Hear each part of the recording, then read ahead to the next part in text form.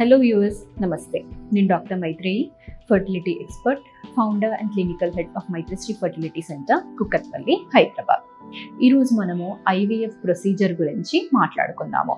So IVF ప్రొసీజర్లో ఎన్ని types ఉంటాయి and ఈ ప్రొసీజర్ అనేది జనరల్గా ఎవరెవరికి ఏ కండిషన్స్ ఉంటే సజెస్ట్ చేస్తాము, ఈ విషయాల గురించి మనం ఈరోజు తెలుసుకుందాము. సో నార్మల్గా చాలా మందికి వెళ్ళే ఐవీఎఫ్ ప్రొసీజర్ అంటే సెల్ఫ్ ఐవీఎఫ్, అంటే ఆడవారిది. అంటే ఇప్పుడు హస్బెండ్ అండ్ వైఫ్వే మనము ఎగ్స్ స్పర్మ్స్ తీసి వాటిని బయటికి తీసుకొని ఎంబ్రియో ఫామ్ అయిన తర్వాత మళ్ళీ ఆ ఎంబ్రియోని తీసుకెళ్ళి గర్భసంచిలో పంపించడము, ట్రాన్స్ఫర్ చేయడము, ఇది జనరల్గా చాలా మందికి చేసే ప్రొసీజర్. సో ఈ ప్రొసీజర్ అనేది ఎలా ఉంటుంది అంటే, ఆడవారికి డేట్ వచ్చినప్పుడు వాళ్ళ హార్మోన్స్ అనేది చెక్ చేసుకొని, స్కాన్ అనేది చెక్ చేసుకున్న తర్వాత అన్నీ బాగున్నప్పుడు ఇంజెక్షన్స్ అనేవి స్టార్ట్ చేస్తాం. ఇంజెక్షన్స్ అనేవి డైలీ తీసుకోవాల్సిన అవసరము అనేది ఉంటుంది. సో డైలీ ఇంజెక్షన్స్ అనేవి తీసుకుంటున్నప్పుడు స్కాన్స్లో మానిటర్ చేస్తాం ఏ విధంగా ఎగ్స్ అనేవి పెరుగుతున్నాయి అనేది. అవి యాడిక్వేట్ గ్రోత్ అనేది రీచ్ అయినప్పుడు ఎగ్స్ మెచ్యూర్ అవ్వడానికి ఇంజెక్షన్ అనేది ఇచ్చిన తర్వాత, trigger injection around 34 to 36 hours తర్వాత ఈ ఎగ్స్ని బయటికి తీసుకుంటాం. చిన్న అనెస్థీషియా ఇచ్చి, యూజువల్గా చేసే ప్రొసీజర్ అయితే ట్రాన్స్వెజైనల్ ద్వారానే చేస్తాము. అంటే ఇప్పుడు కింది నుంచి ఏ విధంగా అయితే స్కాన్స్ అనేది చేస్తామో అదే స్కాన్ ప్రోబ్కి ఒక నీడిల్ అనేది అటాచ్ చేసి ఆస్పిరేషన్ ద్వారా ఎగ్స్ని బయటికి తీసుకుంటాం. సో పొట్ట పైన ఏ విధమైన స్కార్ అలా ఏమీ ఉండదు వాళ్ళకి. కింది నుంచే ఎగ్స్ అనేవి బయటికి వస్తాయి. తర్వాత ఈ ప్రొసీజర్ అనేది యూజువల్లీ షార్ట్ జిఏలో చేస్తాం. అంటే చిన్న మత్ అనేది ఇచ్చి వీళ్ళకి ఎగ్స్ అనేవి బయటికి తీసుకుంటాం. ఎందుకంటే ప్రొసీజర్ చేసేటప్పుడు ఎక్కువ పెయిన్ఫుల్ ప్రొసీజర్ ఏమీ కాదు, బట్ స్టిల్ ఎప్పుడైతే మెలుకొని ఉంటారో అప్పుడు ఇవన్నీ చూసి యాంగ్షియస్ అయిపోతారు. ఏం ప్రొసీజర్ మాకు అవుతుంది, ఇది ఎక్కువగా పెయిన్ ఉంటాయా అనేది. సో ఇవన్నిటికన్నా బెస్ట్ అంటే షార్ట్ జిఏ అనేది ఇచ్చేసి వాళ్ళకి చిన్న సెడేషన్ ఆర్ అనెస్థీషియాలో ఎగ్స్ అనేది బయటికి తీసుకోవాలి. తర్వాత బయటికి తీసుకున్నాక వాళ్ళ హస్బెండ్ శాంపుల్ తీసుకొని ఆ స్పర్మ్స్తోని ఈ ఎగ్స్ని కలుపుతాం. నార్మల్ ఐవీఎఫ్ అన్నా అయ్యుండొచ్చు, లేకపోతే ఇక్సీ అయినా అయ్యుండొచ్చు.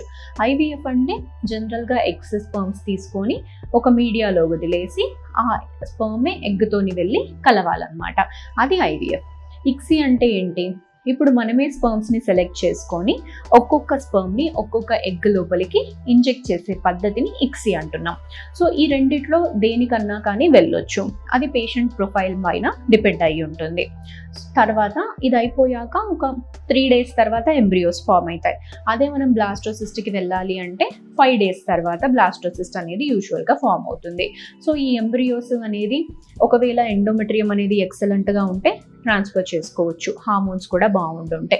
లేదు ఏమన్నా ప్రాబ్లమ్స్ ఉన్నాయి అంటే ఎంబ్రియోస్ అన్ని ఫ్రీజ్ చేసేసి మళ్ళీ నెక్స్ట్ మంత్లో వాళ్ళకి డేట్ వచ్చినప్పటి నుంచి ఎండోమెట్రియం ఎలా పెరుగుతుంది అనేది ట్రాక్ చేసుకొని యాడిక్వేట్గా పెరిగినప్పుడు ఈ ఎంబ్రియోస్ ట్రాన్స్ఫర్ చేసుకోవాలి. సో ఇక్కడ మనం చూస్తే ఈ ట్రాన్స్ఫర్స్ అనేవి ఫ్రెష్ అయినా అయ్యుండొచ్చు, లేకపోతే ఫ్రోజన్ ఉండొచ్చు. అంటే ఫ్రెష్ ట్రాన్స్ఫర్ అంటే ఏదైతే సైకిల్లో మనం ఎగ్స్ అయితే బయటికి తీస్తున్నామో అదే సైకిల్లో మళ్ళీ ఎంబ్రియోస్ అనేవి గర్భాశయం లోపలికి ట్రాన్స్ఫర్ చేస్తున్నాం. ఇక్కడ ఫ్రీజింగ్ అనేది ఏమీ ఇన్వాల్వ్ అయ్యి ఉండదు, ఇది ఫ్రెష్ ట్రాన్స్ఫర్. అదే ఫ్రోజన్ ఎంబ్రియో ట్రాన్స్ఫర్ అంటే మీకు ఎంబ్రియోస్ అనేవి ఫామ్ అయ్యాక వాటిని మనము ఫ్రీజ్ చేసేస్తున్నాం. ఫ్రీజ్ చేసేసి ఈవెన్ నెక్స్ట్ సైకిల్లో వెళ్ళినా కానీ ఫ్రోజన్ ఎంబ్రియో ట్రాన్స్ఫర్కి వెళ్ళినట్టే లెక్క అనమాట. సో ఈ రెండిట్లో ఏది ఐడియల్ అంటే యూజువల్గా మ్యాక్సిమం 90-95% కేసెస్లో చేసేది ఫ్రోజన్ ఎంబ్రియో ట్రాన్స్ఫరే చేస్తాం. ఎందుకంటే ఇప్పుడు స్టిమ్యులేషన్ టైంలో యూజువల్గా నార్మల్ కన్నా బాడీలో హార్మోన్స్ అనేవి ఎక్కువగా ఉంటాయి అన్నమాట. అంత ఫిజియోలాజికల్ రేంజెస్ కన్నా ఎక్కువగా ఉన్నప్పుడు కరెక్టా కాదా ట్రాన్స్ఫర్ అనేది ఫస్ట్ క్వశ్చన్. తర్వాత వచ్చేసి ఇప్పుడు ఎండోమెట్రియం అనేది లేయర్ అనేది బాగుంది అంటేనే ట్రాన్స్ఫర్కి వెళ్ళాలి. కాంప్రమైజ్ అయ్యి ఎండోమెట్రియం బాగాలేదు అన్నా కానీ వెళ్ళడం అనేది కరెక్ట్ కాదు. సో ఈ రీజన్స్ వల్లనే మనం అన్నీ చూస్తే స్టడీ ప్రకారం కూడా ఫ్రోజన్ ఎంబ్రియో ట్రాన్స్ఫర్కే కొంచెం సక్సెస్ రేట్ అనేది కూడా హయ్యర్ సైడ్ ఉంటుంది. సో యూజువల్లీ ఫ్రోజన్ ఎంబ్రియో ట్రాన్స్ఫర్కే వెళ్తాము. కొన్ని సిచ్యువేషన్స్లో ఎంబ్రియో నంబర్ అనేది తక్కువగానే ఉంది అన్నప్పుడు, ఎండోమెట్రియం కూడా ఎక్సలెంట్గా ఉంది అన్నప్పుడు ఫ్రెష్ ట్రాన్స్ఫర్కి వెళ్ళొచ్చు. సో ఇలా యూజువల్లీ 90%కి జరిగే ప్రొసీజర్ ఇది. తర్వాత వచ్చేసి ఇన్ కేస్ కొందరికి ఎలా ఉంటుందంటే ఆడవారికి సైకిల్స్ ఇర్రెగ్యులర్గా ఉన్నప్పుడు అండ్ వాళ్ళు మెనార్కీయే అంటే ఫస్ట్ వాళ్ళు మెన్సెస్ అటైన్ అవ్వడమే విత్ మెడికేషన్ అటైన్ అయ్యారు అండ్ ఎవ్రీ టైం వాళ్ళకి టాబ్లెట్స్ తీసుకుంటేనే డేట్ అనేది వస్తుంది, విత్డ్రావల్ బ్లీడింగ్, ఇలాంటి వాళ్ళకి ఎవాల్యుయేట్ చేసినప్పుడు వాళ్ళకి ఎగ్స్ అనేవి తక్కువ ఉన్నాయి అన్నట్టుగా కూడా తెలుస్తుంది అనమాట. సో ఎగ్స్ చాలా తక్కువ ఉన్నప్పుడు కూడా ఇలా ఇర్రెగ్యులర్ సైకిల్స్ అనేవి వస్తాయి. సో ఎగ్స్ బాగా తక్కువగా ఉన్నప్పుడు అసలు వాళ్ళకి ఓవరీసే జస్ట్ స్ట్రీక్ ఓవరీస్ లాగా ఉన్నాయి, చాలా చిన్నగా ఉన్నాయి, ఎటువంటి ఎగ్స్ అనేవి వాళ్ళకి పెరగట్లేదు అన్న సిచ్యువేషన్లో డోనార్ ఎగ్కి వెళ్ళాల్సిన అవసరం అనేది ఉంటుంది. సో దీంట్లో ఏం చేస్తామంటే ఇప్పుడు తినకింజే ఇచ్చే ఇంజెక్షన్స్ డోనార్కి ఇచ్చేసి డోనార్ ఎగ్స్ అనేవి తీసుకొని హస్బెండ్ శాంపుల్తోని కలిపిన తర్వాత ఆ ఎంబ్రియోస్ అనేవి మళ్ళీ వైఫ్కి ఎప్పుడైతే ఎండోమెట్రియం పెరుగుతుందో అంటే తన గర్భసంచి పైన వర్క్ చేయాల్సి వస్తుంది, వర్క్ చేసి ఎండోమెట్రియం పెరగడానికి మెడికేషన్ అనేది తీసుకోవాలి. ఎప్పుడైతే ఎండోమెట్రియం ప్రాపర్గా పెరుగుతుందో అప్పుడు ఆ ఎంబ్రియోస్ అనేవి తనకి ట్రాన్స్ఫర్ చేస్తాము. అండ్ ఒకవేళ ఇదే సిచ్యువేషన్ ఆపోజిట్గా అయ్యి కూడా ఉండొచ్చు, అంటే హస్బెండ్కి కౌంట్ అనేది చాలా తక్కువ ఉండొచ్చు, ఆరల్స్ నెగ్లిజిబుల్ 0 ఉంది, లోపల నుంచి తీసినా కానీ టీసా ప్రొసీజర్లో కూడా ఎటువంటి స్పర్మ్స్ అనేవి రిట్రీవ్ అవ్వలేదు అన్న సిచ్యువేషన్లో అప్పుడు డోనార్ స్పర్మ్కి వెళ్ళాల్సిన అవసరం అనేది ఉంటుంది. సో వాళ్ళ వైఫ్ ఎగ్స్ డోనార్ స్పర్మ్స్ కలిపి ఆ ఎంబ్రియోని తన గర్భసంచిలోకి ట్రాన్స్ఫర్ అనేది చేస్తాం. ఇలా డిఫరెంట్ టైప్స్ అనేవి ఉంటాయి. నెక్స్ట్ వచ్చేసి ఇప్పుడు హస్బెండ్ వైఫ్లో ఇద్దరిలో ఒక్కొక్క ఇష్యూ అనేది ఉంది. వైఫ్కి అసలు ఎగ్స్ అనేవి లేదు, హస్బెండ్కి కూడా స్పర్మ్స్ అనేవి లేదు అన్నప్పుడు ఆరల్స్ లైక్ కొన్ని సిచ్యువేషన్స్లో జెనెటిక్ కండిషన్స్ ఎప్పుడైతే చాలా జనరేషన్స్ నుంచి పాస్ అయ్యి వస్తున్నాయో అండ్ అలాంటి కండిషన్స్ని అనేది స్టాప్ చేయడానికి ఎంబ్రియో డొనేషన్కి వెళ్ళాల్సిన అవసరం అనేది ఉండొచ్చు.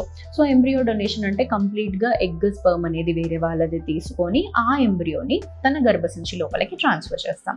సో ఇలా ఐవీఎఫ్లో డిఫరెంట్ మెథడ్స్ అనేవి ఉంటాయి. అందరికీ యూనివర్సల్గా ఐవీఎఫ్ అంటే ఇదే మెథడ్ అన్నట్టుగా ఉండదన్నమాట. వాళ్ళ ప్రొఫైల్ బట్టి అంటే ఆ పేషెంట్ రిక్వైర్మెంట్స్ బట్టి వాళ్ళ కండిషన్ బట్టి ఏది వీళ్ళకి చేస్తే ప్రాపర్గా బెటర్ రిజల్ట్ వస్తుంది అనేది ఇవాల్యుయేట్ చేయాలి. మ్యాక్సిమం మోస్ట్ ఆఫ్ ద కండిషన్స్లోనైతే సెల్ఫ్ ఐవీఎఫే చేస్తాము. సెల్ఫ్ ఐవీఎఫ్లో కూడా ఒకవేళ ఫస్ట్ టైం ఎంబ్రియోస్ అనేవి నెంబర్ తక్కువ ఉన్నాయంటే మళ్ళీ ఇంకోసారి పూలప్ సైకిల్స్ లాగా చేసుకోవాలి. ఒక 2 or 3 సైకిల్స్ చేసుకొని అడిక్వేట్ నెంబర్ ఆఫ్ ఎంబ్రియోస్ వచ్చాయి అన్నప్పుడు ఆ ఎంబ్రియోస్ని మళ్ళీ వీళ్ళకి ట్రాన్స్ఫర్ చేస్తామండి. సో ఇలా మనము చేసినప్పుడు బెటర్ సక్సెస్ రిజల్ట్ అనేది కూడా ఉంటుంది. అండ్ డే 3 కన్నా డే 5కి వెళ్ళినప్పుడు అంటే డే 3 ఎంబ్రియో కన్నా డే 5 బ్లాస్టోసిస్ట్ అనేది సక్సెస్ అనేది కొంచెం ఎక్కువగా ఉంటుందన్నమాట. సో బ్లాస్టోసిస్ట్కి వెళ్ళినప్పుడు కూడా బెటర్ రిజల్ట్స్ అనేవి వస్తాయండి. Thank you.